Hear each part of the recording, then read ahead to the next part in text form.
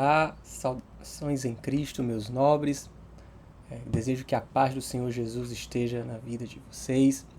É uma grande alegria estar aqui compartilhando da mensagem de Deus com vocês. E este vídeo vai falar um pouco sobre os Salmos. Tem como motivação o livro de apoio para a Escola Bíblica Dominical, que fala sobre encorajamento, instrução e conselho, escrito pela Thelma Bueno e o Tiago Santos, publicado pela CPAD. E ao falar sobre o livro de Salmos, nós achamos importante sempre ressaltar que são poemas que foram escritos como músicas, como letras de músicas, e que por este motivo nós não devemos esperar que se tratem de sermões doutrinários, apesar de ter este caráter em alguns momentos, o caráter profético também. E nós podemos perceber isso, mas temos que estar sempre atentos que são letras de músicas, que são canções ali escritas, são poesias, e como poesias que são, sempre nós podemos encontrar marcas de hipérbole, de conexões com o lado emocional, mais do que com a lógica, e entendendo isso, nós conseguimos mais facilmente ver o que é que está sendo evidenciado, evitando ali procurar coisas que não existem ou que o escritor não estava querendo propor naquele momento. E uma marca da literatura do livro de Salmos, que inclusive resiste à tradução, né, que não foi escrito no nosso idioma nativo, e essa tradução trouxe também algo que pode ser encontrado no idioma original, que é o paralelismo. Nós podemos encontrar, por exemplo, no Salmo 2, verso 4, quando diz que ri-se aquele que habita nos céus, o Senhor zomba deles. É a mesma coisa dita de forma diferente duas vezes. No Salmo 37, verso 6, o texto diz que ele deixará claro como o sol da alvorada que você é justo, e como o sol do meio-dia que você é inocente. Então, não vamos aqui procurar dar dois sentidos para isso, né? Uma frase que se repete apenas com uma outra forma de escrever, mas o autor estava propositalmente, de forma intencional, escrevendo a mesma coisa duas vezes, apenas de forma diferente. É a poesia original com esse paralelismo. O próprio Jesus utiliza do paralelismo também. Nós vamos ver lá no Evangelho de Jesus Cristo, escrito por Mateus, capítulo 7, verso 2, quando o Senhor Jesus diz: porque com o juízo que vocês julgam, vocês serão julgados, e com a mesma medida que vocês medirem, vocês serão medidos, né? Ou seja, com o padrão que vocês, o padrão de medida que vocês usarem, será o padrão que será usado com vocês. Apenas a mesma coisa dita de mais de uma forma. Por exemplo, verso 7 do mesmo capítulo vai dizer: pedi, dá-se-vos-á, buscai e encontrareis, batei e abri-se-vos-á. Então, é uma prática da literatura do povo hebreu utilizar o paralelismo. E na leitura do livro de Salmos, nós temos aí que destacar pelo menos 4 pontos importantes que os Salmos eles têm um intuito divino aí de descrever a adoração, de mostrar as experiências do povo de Deus no Antigo Testamento, revelando assim o coração daquele povo naquele momento, o que é que eles estavam sentindo naquele momento, não necessariamente que seja até um sentimento nobre, em alguns momentos seja um sentimento que a gente deve combater, mas que é algo factível, que pode acontecer e o Senhor chega e transforma. Outro ponto também é fortalecer a fé do povo mediante a adoração.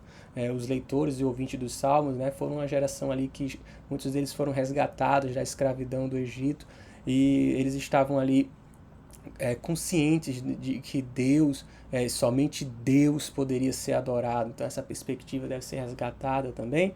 E também costuma responder grandes questões da vida, o livro de Salmos. Nós vemos também ao longo desse ensaio, desse estudo, desse material para as revistas escolas dominicais, mostrando 3 verdades fundamentais no livro de Salmos: que Deus criou os céus, a terra, criou o homem, né? Criou tudo que neles na terra e céu há. Vemos também o pecado da humanidade sendo afetando cada um de nós, né? O pecado desde Adão afetando toda a humanidade. E também vemos Deus providenciando o Salvador. Há muitos salmos proféticos, messiânicos, falando da vinda do nosso Senhor Jesus Cristo. Pois bem, nós queremos falar aqui para vocês um pouco sobre cada capítulo deste livro, né, que é uma lição da escola bíblica. Por exemplo, o primeiro capítulo vai justamente falar dessa parte aí, desse resumo dos salmos, e a partir do segundo capítulo, a segunda lição, nós vamos descrever um salmo por vez, né? Não vamos ler todos os salmos, mas alguns salmos foram escolhidos para serem estudados. E o primeiro salmo escolhido é o Salmo 1, que fala sobre o caminho do ímpio e do justo. E aí, além de apresentar a recompensa do justo e o castigo do ímpio, é importante aqui destacar que o prazer na palavra de Deus vai muito além do acúmulo de informações teóricas. As informações teóricas, o estudo afinco da teologia, sim, pode proporcionar prazer na palavra de Deus, mas vai além disso, o prazer na palavra de Deus. O prazer na palavra de Deus está relacionado a uma vida com Deus, a um relacionamento vivo e contínuo com o Senhor Jesus Cristo. E ao distinguir os dois caminhos, né, o caminho do ímpio e o caminho do justo, nós podemos também, nesse momento, fazer uma parábola, fazer um paralelo, com a parábola das ovelhas e dos bodes. Esta parábola, que é importante a gente destacar aqui, que a principal queixa com os bodes, né, aqueles que são ali representando os ímpios, não foi o que eles fizeram, mas sim o que eles deixaram de fazer. Portanto, o juízo de Deus não é só contra ações ímpias, mas principalmente também pela carência de ações justas. E aí nós vamos perceber que todos nós estamos, né, de mãos vazias diante de Deus, né, porque somente a justiça dele que é perfeita, a nossa justiça se apresenta falha diante de Deus, e por isso que nós precisamos do Messias para nos resgatar, para nos trazer a um relacionamento com Deus que é santo e não se relaciona com o ímpio, com o pecador. E é justamente sobre a vinda do Messias que nós vamos tratar na lição seguinte, que vai falar sobre o Salmo de número 2, um salmo que retrata o reino messiânico, o reino do Senhor, apresenta ali o ministério de Jesus Cristo, que foi de rei, de sacerdote e de profeta. É um salmo que deixa claro que aquele que se opor ao reino do Senhor, quem quer que seja, que se opor ao reino do Senhor, será despedaçado. O reino do Senhor vem soberanamente e não há o que possa impedir o cumprimento da soberana vontade de Deus. Este Deus que está sempre preocupado conosco, e é justamente sobre isso que vamos falar na lição seguinte, no capítulo seguinte, a lição número 4, vai falar sobre o Salmo 23, o bom pastor que está sempre conosco. É este salmo que todos nós conhecemos muito bem, o salmo que aponta cuidadosamente, né, com muitos detalhes para aquilo que Deus tem feito para cuidar de nós, o que é que o nosso Senhor tem cuidado com os seus amados, com aqueles nós que ele ama, né? E caso você ache pertinente, seria até interessante dar uma estudada e fazer aí uma comparação com o que nós vemos lá no Evangelho de Jesus Cristo, segundo escreveu João, no capítulo 10, quando fala que o Senhor Jesus vem como um bom pastor cuidar de nós. O mais crucial aqui que eu vejo neste Salmo 23 é apontar que tudo, absolutamente tudo aquilo que nós precisamos, tudo aquilo que pode nos satisfazer é Jesus Cristo. Apenas a presença de Cristo é suficiente, né? Não digo nem apenas, mas tudo isso, né? Isso é tudo, não é só a presença de Deus, mas é tudo isso. A presença de Cristo em nossas vidas nos completa a ponto de nós não sentirmos carência de mais nada, pois a única e verdadeira carência humana é a presença de Deus, né? Todos pecaram e por isso estão destituídos da glória de Deus. Essa é a carência humana. E é por isso que o salmista diz: o Senhor é o meu pastor, o Senhor está me pastoreando, está cuidando de mim, sinto falta de nada, isso me basta, não preciso de mais nada, o Senhor é o meu pastor, nada me faltará. E na sequência, na lição de número 5, nós vamos ver já o Salmo 24, o Salmo seguinte, sendo evidenciado, um salmo que tem como título, neste texto de estudo, como prestando um culto santo a Deus, né? O Senhor apresenta-se como soberano sobre todas as coisas, tudo pertence a Ele, e com isso, né, quem é que pode habitar na presença de Deus, né? Quem é que há de subir ao seu santo monte e habitar em sua presença, né? Que é um cuidado novamente de mostrar a presença de Deus como algo importante. E se você não tem aí, se não há um cuidado em nós de estarmos aptos a comparecer à presença de Deus, isso é um sinal claro de falta de compreensão da grandeza de Deus. É isso que o salmista aqui no Salmo 24 está mostrando, que quem conhece a grandeza de Deus se preocupa em como se apresentar diante de Deus. Se você não tem essa preocupação, não, na hora de se apresentar diante de Deus, esse temor, né, de como está, porque falta compreensão da grandeza de Deus, consequentemente vai faltar o temor. E aqui, nesse Salmo 24, né, assim como no Salmo 23, nós vemos a presença de Deus sendo colocada em evidência, a necessidade, a importância desse Deus, de estar em contato com esse Deus, e esse Deus que é santo, e só pode ser habitado em santidade. Não devemos habitar na presença de um Deus santo de forma impura. E aqui eu me sinto até obrigado a dizer que o que nos purifica de todo o pecado é o sangue de Jesus Cristo. A nossa santidade não é alcançada por mérito nosso, por mérito humano. Somente a vinda do Senhor Jesus Cristo responde a essa pergunta que o salmista faz no Salmo 24. Quem há de habitar no santo monte de Deus, quem há de habitar na presença? O próprio salmista faz isso de forma retórica, ele responde: aquele que é limpo de mãos, puro de coração, que não entrega a sua alma a vaidade, nem jura enganosamente, mas a resposta completa para essa pergunta é a vinda do Senhor Jesus, que abre as portas, né? O véu do templo é rasgado de alto a baixo, e aqueles que são regenerados pelo poder do Evangelho de Jesus Cristo é que podem alcançar a vida na presença de Deus. A lição seguinte já vai tratar sobre esse desejo ardente que deve existir pela presença de Deus. Salmo 42 vai falar do anseio da alma por Deus, né? A gente tem até várias canções que usam este salmo, assim como a corça anseia, né? E o salmista aqui está comparando o seu próprio desejo pela presença de Deus com um comportamento de um animal chamado ibex, né? Um animal que vive nos Alpes. Traduzido para a gente assim como corça, não é um animal da nossa fauna, né? O ibex, mas é da fauna daquele que escreve o salmo, e ele traz esse animal que há um símbolo muito importante aqui, é uma história importante de ser contada, que este animal ele vive ali nas montanhas, e na montanha ele dificilmente é alcançado pelos seus caçadores, e chega em uma época do ano. Essa imagem é mostrada não no texto, mas no conhecimento histórico, de que em algum momento ali do ano as montanhas secavam e faltava ali água e alimento também para o ibex. E aí ele, com fome, primeiro começava a acabar, né? O que começava ali inicialmente era a comida, né? A água ainda tinha, mas ele, com fome, alguns já se precipitavam e desciam, e os primeiros a buscar a parte mais de baixo da montanha eram alcançados por flechas, né, de caçadores que já sabiam o comportamento do animal e esperavam que ele viesse naquela determinada época do ano. E os primeiros a descer eram alcançados e flechados, e assim eram colhidos pelos caçadores.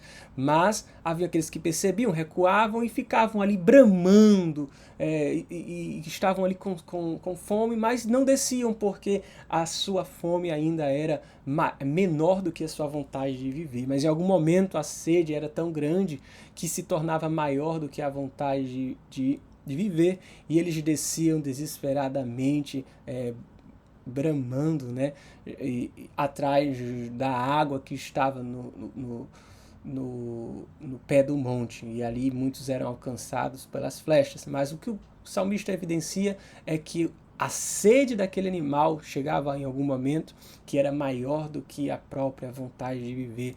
Será que a gente não aprende algo com isso? Será que a nossa sede pode ser comparada também assim? A nossa sede por Deus, o nosso anseio pela presença de Deus também pode ser comparado com a nossa vontade de viver? Ou você não abre mão da sua vida pela presença de Deus, por fazer a vontade de Deus? Os mártires, né? Nós somos chamados para ser mártires, aqueles que abrem mão da própria vida para fazer aquilo que é a vontade de Deus. E é evidenciando esse desejo de qualquer coisa pela vontade de Deus que nós já entramos na lição seguinte, que é evidenciando o Salmo 51 como tema: perdoe-me, Senhor. Quando o salmista diz lava-me, e aí o uso dessa expressão lavar é importante a gente destacar originalmente, né? Não tinha lá uma máquina de lavar para lavar a roupa, e até seria importante a gente lembrar aqui da figura, de como é que era a lavagem ali, em alguns momentos, no leito do rio, com a roupa sobre uma pedra, e dependendo do material da roupa, era necessário até usar uma outra pedra para bater na roupa. E a palavra literal aqui usada para lavar pode em algum momento ser traduzida como bater também. A ideia de que era necessário bater na roupa.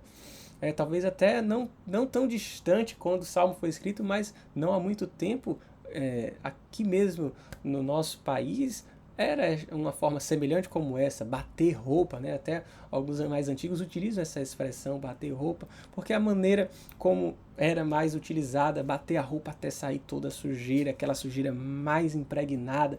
Então o salmista está dizendo assim: olha, pode bater em mim até que eu fique limpo, até que eu fique puro, e usa até também a expressão do hisopo, né, que é a lavanda, para que possa ficar perfumado, para que seja lavado por completo e fique perfumado. É um clamor por misericórdia, mas esse clamor por misericórdia neste salmo é evidenciado pela confissão de pecados, porque aquele que confessa e deixa vai alcançar a misericórdia.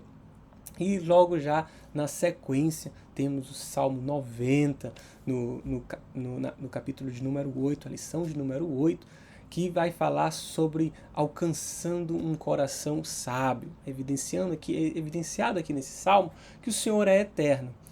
E tudo aquilo que não é eterno, C.S. Lewis vai dizer que é eternamente inútil, porque nosso Deus é eterno. E se nós desperdiçamos o nosso tempo com as coisas não eternas, em detrimento daquilo que é eterno, isso soa como insensatez. Como nós podemos resumir este salmo? Nós devemos estar preocupados ali com as coisas que são eternas, porque aquele que não está voltado para a eternidade está de forma insensata desprezando aquilo que tem realmente valor.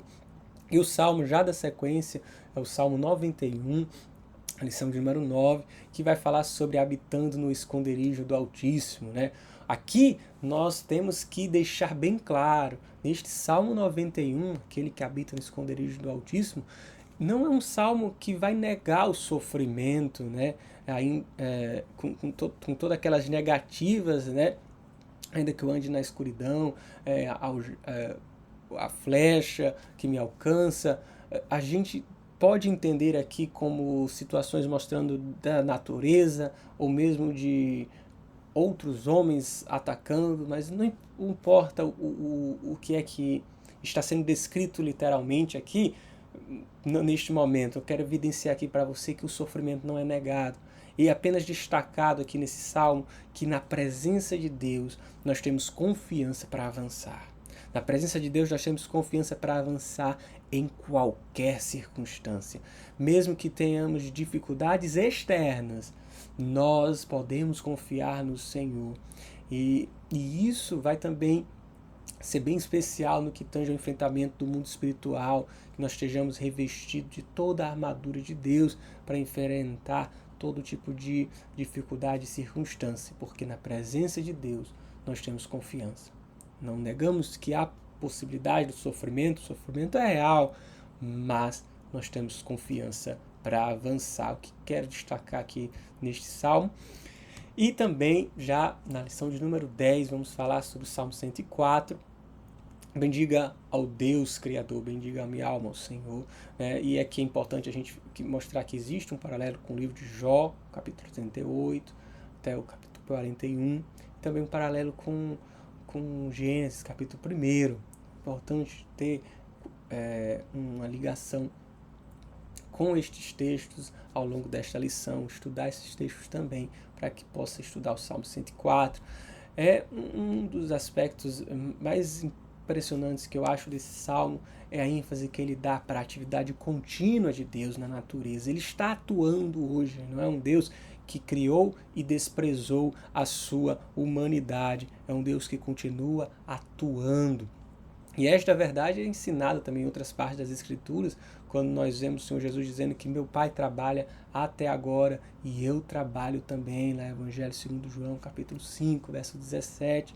Lá na carta do apóstolo Paulo aos Colossenses, ele vai falar que todas as coisas subsistem por Ele, elas existem e mantêm-se juntas, unidas por Ele.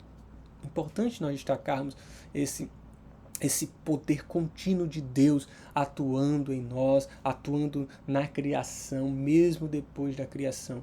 Ele sustenta todas as coisas, você vai ver isso, que ele sustenta pela sua palavra e pelo seu poder, lá em Hebreus, capítulo 1, verso 3.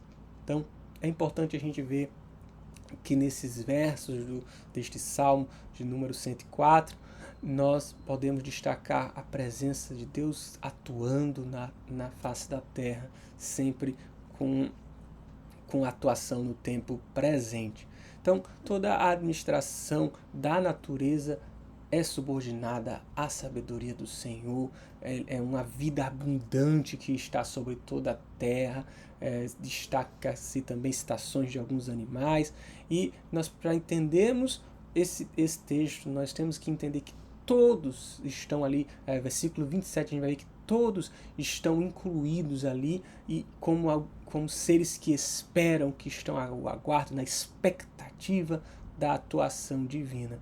Então, é nessa ênfase de que a vida é um produto do espírito criativo e renovador do nosso Deus. E já na lição seguinte, a lição número 11, o Salmo 116 vai falar sobre livramento, sobre a ação de graças, que nós precisamos reconhecer as nossas limitações e que a revelação completa da face de Deus, da presença de Deus ao nosso entendimento, ela é progressiva.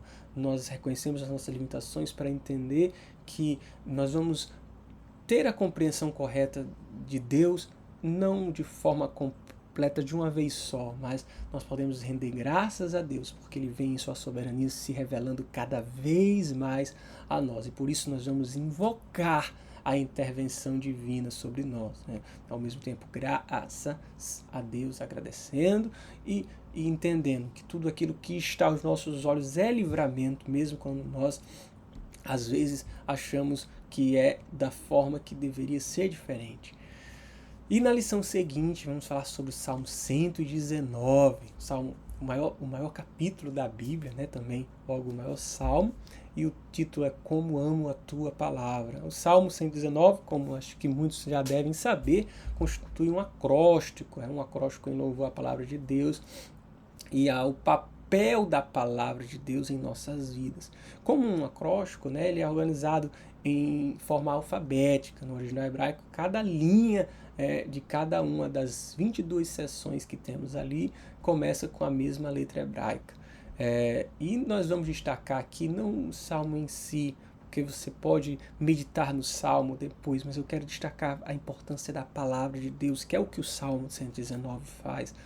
Para aquela nação, para aquele povo, a palavra de Deus, para a nação de Israel, a palavra de Deus ela é sempre viva. Nós vamos ver isso lá no Salmo 50, no livro de Isaías, livro do profeta Isaías, capítulo 55, verso 11, que a palavra, o Senhor dizendo que a palavra que sair da minha boca não voltará para mim vazia, mas fará o que me apraz e prosperará naquilo para que a designei. O Salmo 33, o verso 9 vai falar que o Senhor falou e tudo se fez, que Ele ordenou e tudo passou a existir. E eu até indico para você aqui o nosso livro que fala sobre o Logos de Deus. Vou botar na descrição aqui do vídeo para que você possa baixar este livro para ler ou mesmo adquirir.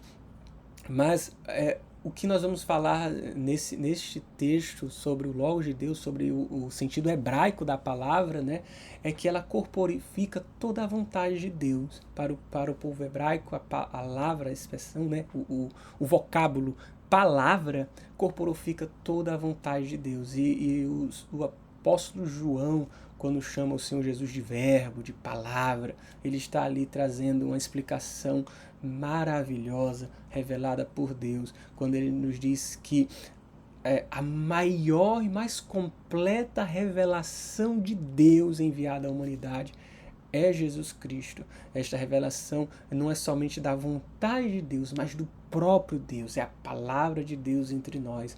Então, nós queremos destacar isso aqui para vocês, que a palavra de Deus é Deus entre nós. E é o que o Salmo 119 também destaca, a importância da palavra de Deus. Por último, e não menos importante, né, a última lição, a lição de número 13, falar sobre o Salmo 133, sobre a beleza da unidade espiritual. Há pelo menos aí 15 salmos como esses, que esse Salmo 133 é um dos conhecidos como os Salmos dos Degraus, pelo menos o Salmo 120 até o 134, eram canções de adoração que os judeus cantavam enquanto peregrinavam até o Monte Sião para adorar o Senhor.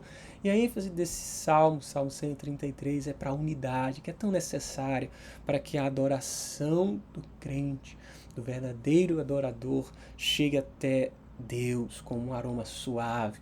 A unidade é extremamente importante. Esse salmo vai fazer uma ilustração da comunhão por meio de duas imagens conhecidas ali do povo judeu, que é o óleo da unção do sumo sacerdote e o orvalho de Hermon, ambos ali momentos ímpares de felicidade e bênçãos para aquele povo. Esse salmo faz esta ilustração desta comunhão com estas duas imagens. A respeito da consagração do sumo sacerdote, era algo que acontecia uma vez na vida dele, tratava-se de uma coisa santa, né? O perfume ali que exalava no ambiente, conforme escorria pelo sumo sacerdote, a cabeça, a barba, as suas vestes, era uma comparação clara ali da unidade, toda o óleo por todo o corpo, a unidade espiritual ali do ponto de vista de Deus também. É uma coisa santa, né, que destila perfume, que é visto de forma formosa e doce para todo o ambiente. Também o Monte Hermon, vale destacar que ele fica ali numa região em que o sol é escaldante e por ser um monte elevado, o seu pico está ali quase sempre coberto de neve. E é o orvalho que desce do Monte de Hermon que leva um frescor para aquela área ali de vegetação castigada ali pelo sol, pelo aquele sol daquela região. Então, o frescor que descia ali do Monte Sião que trazia vida e alegria para aquela região.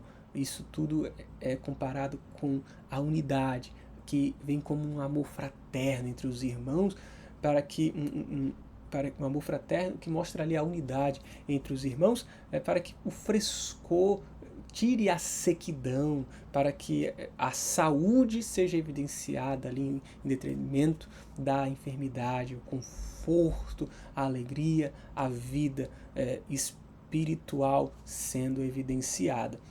E também importante aqui a gente até fazer um paralelo com o livro de Atos dos Apóstolos, quando estavam ali todos reunidos em um só local, perseveravam unânimes em oração. Há uma evidência de que a igreja precisa estar nesta mesma unidade para comparecer em adoração ao Senhor, a importância da unidade.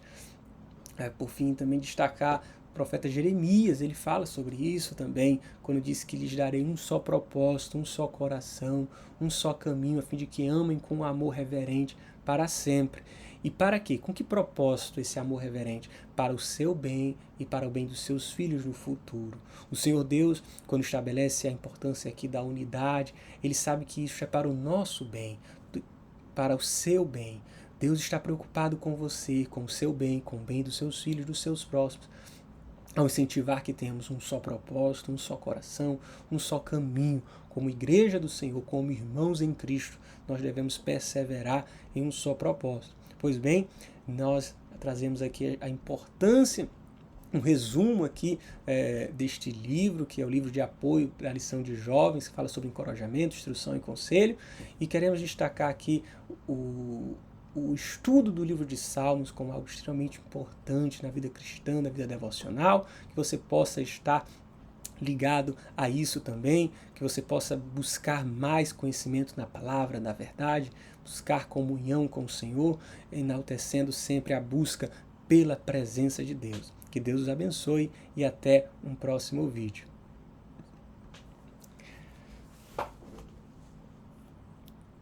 Foi meia hora, não foi, amor?